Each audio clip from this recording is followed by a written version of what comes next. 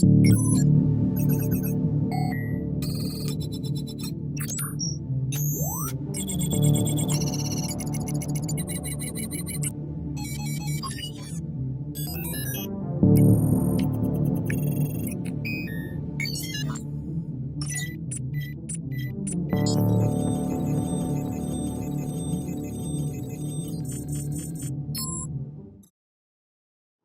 you, ladies and gentlemen. It's a great pleasure to meet you here today.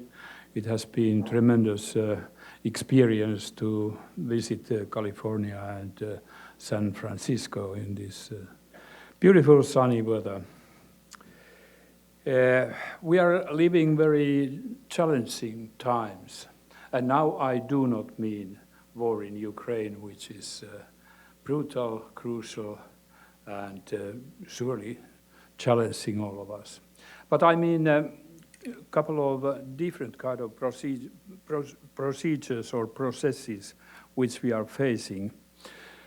One of them is, how would I call, power play between the big nations.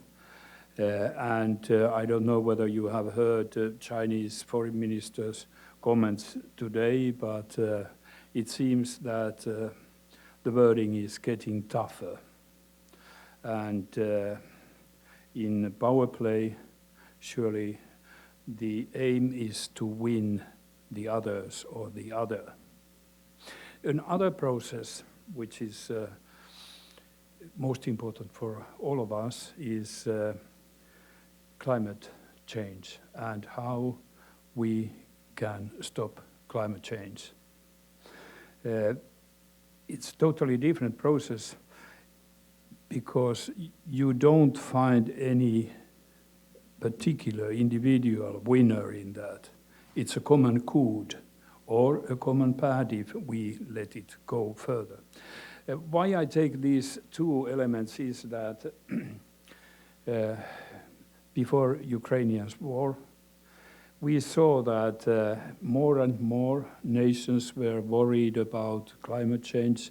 We saw Paris Agreement. I was in Glasgow, and it seemed that we can globally see the common code. But now when things have gone more complicated, it seems that this power play is taking more attention, and in the same time willingness to cooperate on common code is diminishing. And that's a very worrying process which we are facing.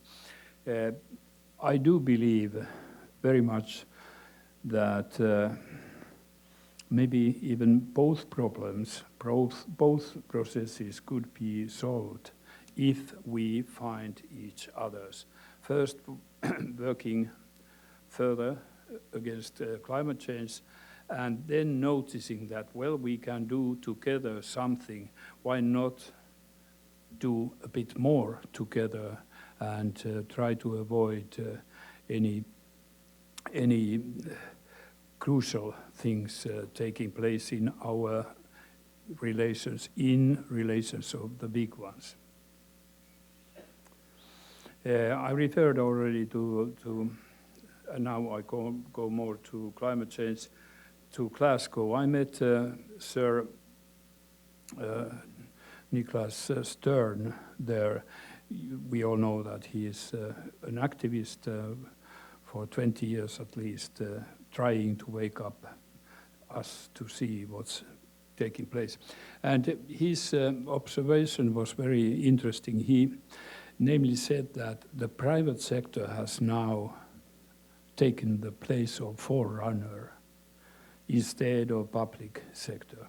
And this leads automatically us to think that the interest of private sector and public sector seems to be very similar. And that's why I have a business delegation with me, mostly or very much working on digital world, on renewable energy, whatever, trying to discuss about this with American counterparts. But that needs a new kind of attitude to accept that public sector is not necessarily always the first one or always saying the right things, but we have to understand that private sector is, and I guess will be, a forerunner in this. The Nordics, European northern countries, I guess we are well known that we very rapidly take and utilize new technologies. And thus we have been seen as kind of, ability to solve problems is high. I find here in California similar thinking. You're also here, forerunners, and it's most natural that the Nordics and California try to cooperate as much as possible. But I come back to this global circle we are facing. The only way forward for mankind and global is to try to find more in common, less something which separates. And the direction at the moment is not at all best possible. I do my best, and I know that I have many colleagues doing their best. I just talked to Governor of California. Many of us think that we have to do better in public sector, in politics. With these words, ladies and gentlemen, I wish that you find here good solutions. So it would be public, not only public sector, doing solutions. Thank you. All the best.